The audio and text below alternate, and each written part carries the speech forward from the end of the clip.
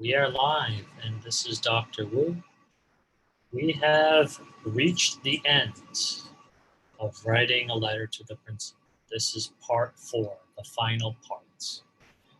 In our first part, we had identified features of a letter, and we had described details of an activity. In our second part, we began writing clear topic sentences to introduce a body paragraph to the reader, and we were describing details of an activity in a logical order, the most important to the least important. We were also writing defining and non-defining relative clauses. In our last lesson, part 3, we were describing the benefits of an activity and using reasons, examples, and consequences to support the benefits. Today's final lesson, we will start by writing an appropriate introduction to introduce the task or the scenario to the principal. And we will try to write defining and non-defining relative clauses either in the introduction or in the conclusion. We'll end the letter by writing a greeting, writing the subject, writing the signature, writing the dates. So here we are. We have body paragraph 1, and for your reference, I color-coded all of the details, and I also put in boldface the defining and non-defining relative clauses. In body paragraph 2, I've written 2 benefits of the activity for the animal shelter. You may write just 1, that's fine. It's also important to include reasons in purple, consequences in this kind of greenish color, and examples or definitions in blue.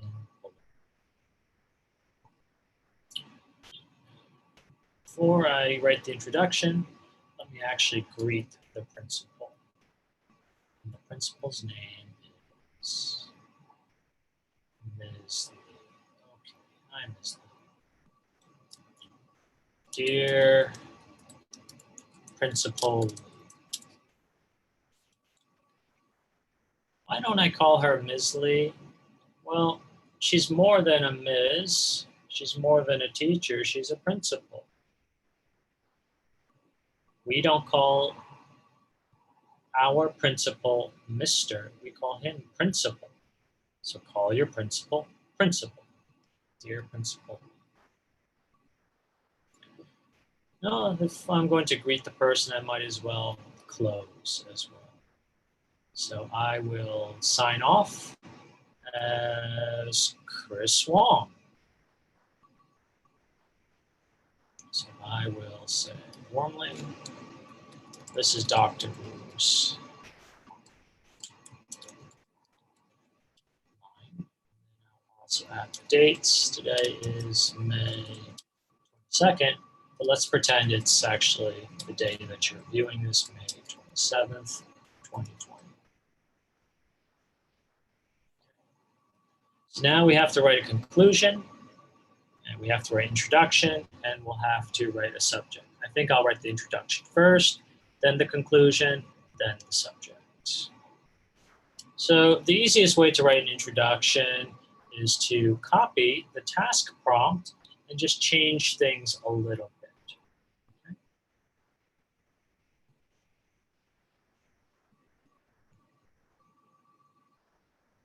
So the principal gets a letter. What's the first sentence that he's going to read? Do you have to say, I am Chris Wong? No, you don't have to, because your name's already here. And if this were a formal letter, your name would probably be over here. Okay, so you don't have to say, I am Chris Wong. That is not a wise thing to write. But you should introduce this. Now, there are 2 ways to introduce this, and I'll use both. One is in a sentence and one is in your signature.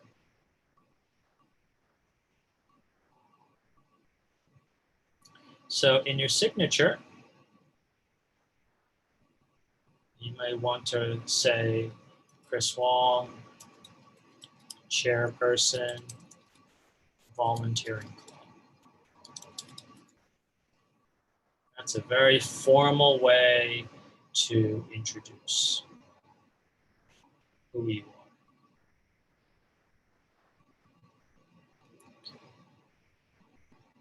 Next.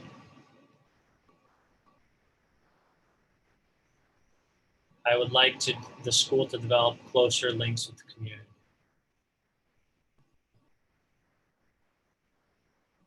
Okay.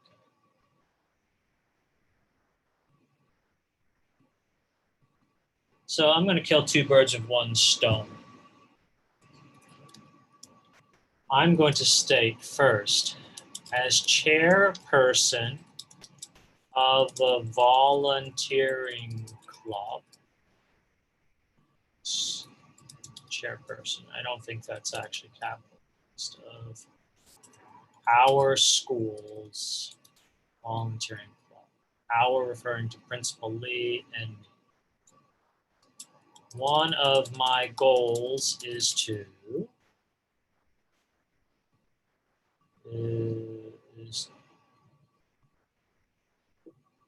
links between our school and the community.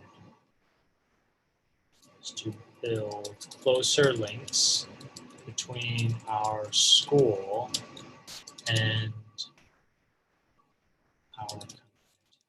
Okay, so we've just killed two birds with one stone. Actually, several birds. One, I've introduced that I am the chairperson of the volunteering club. And two, I've stated the goal, my goal, Chris Wong, to develop closer links with the community and the school. Okay, now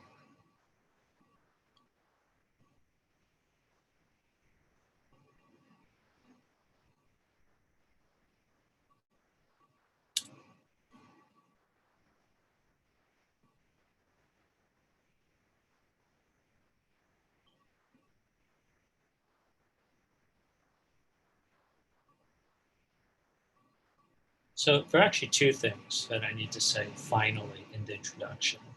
One, I'm proposing a project. Two, I need the principal's approval for the project.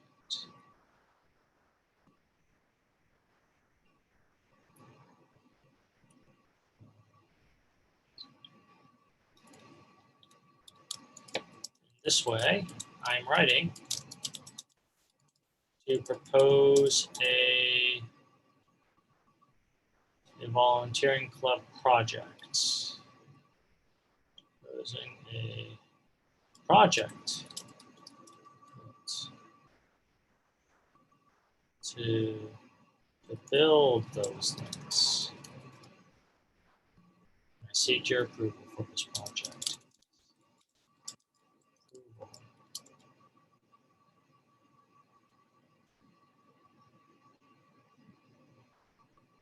Approval for this.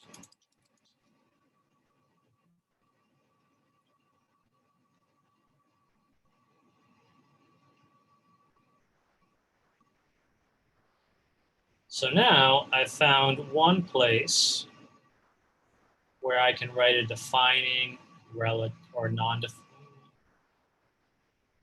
Let's make it a defining relative or relative clause. In this way, I'm writing to propose a project which can build those links. I seek your approval for this project. So here we go. I've just added a defining relative clause.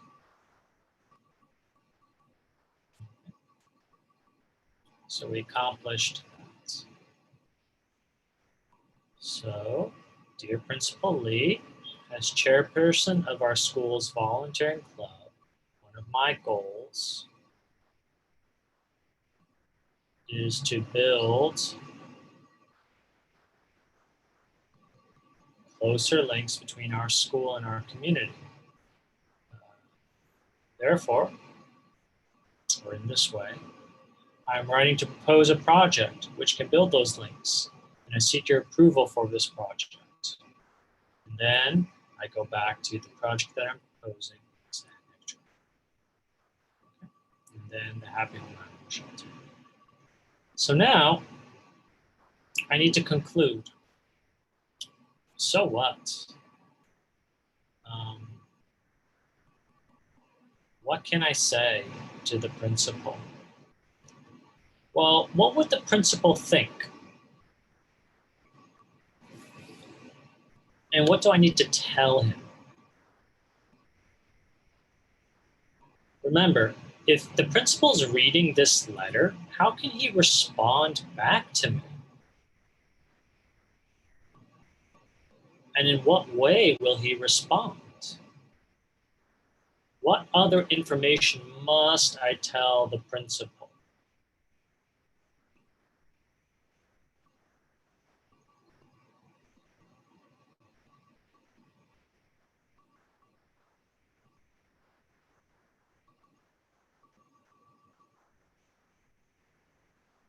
So one thing is, what if the principal has more questions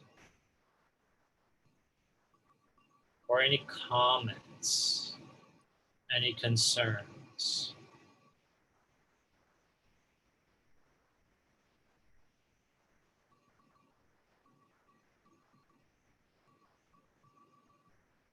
So that's one thing.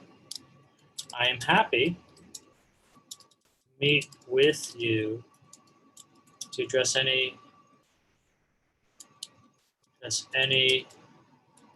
questions or comments that you have about this project. Great. We have a defining relative clause.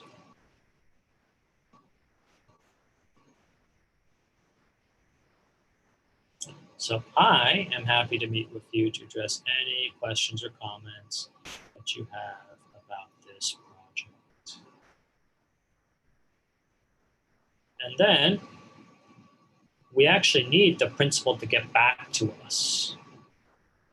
So we can say, we look forward to hearing the volunteering club and I, the other volunteering club members, and I look forward to hearing from you soon. So that implies, please reply. Principal, please get back to us. Please don't ignore this. Please don't burn this letter. Please don't delete this letter. Okay, so the other volunteering club members and I look forward to hearing from you soon. Warmly, Chris Wong.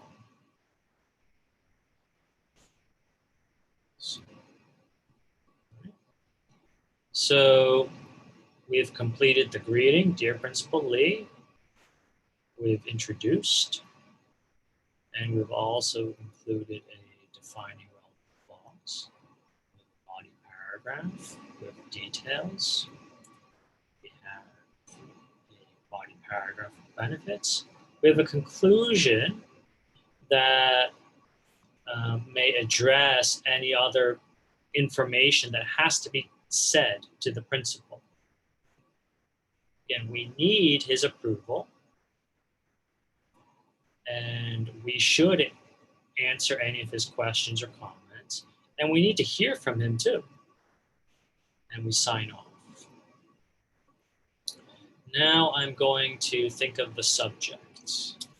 So if this were an email, for instance, what could I title this email so that the principal, when he sees it, has an understanding of what the email content will be about? So I need a title, hopefully not a long title, that captures the meaning of this letter.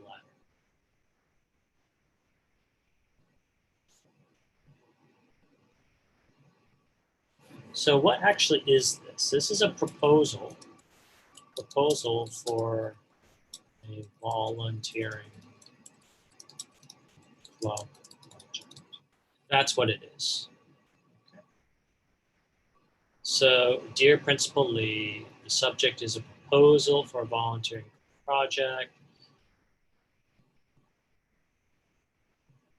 And you can see volunteering club is in the introduction. The word propose is here. Project is here. Projects.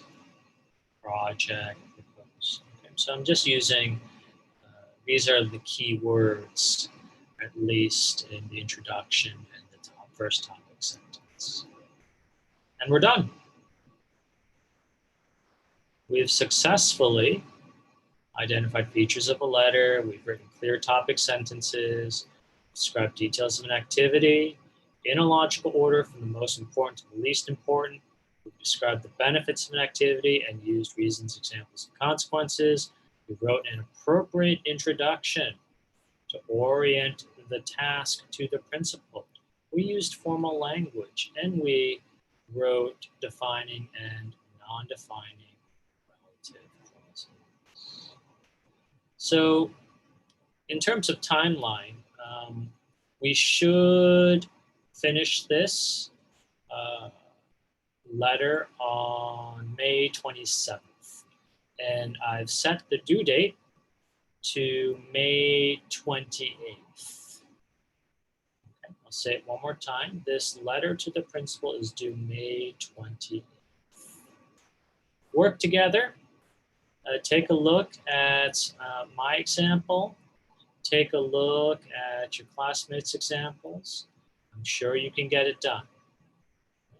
God bless you guys, and I'll see you soon.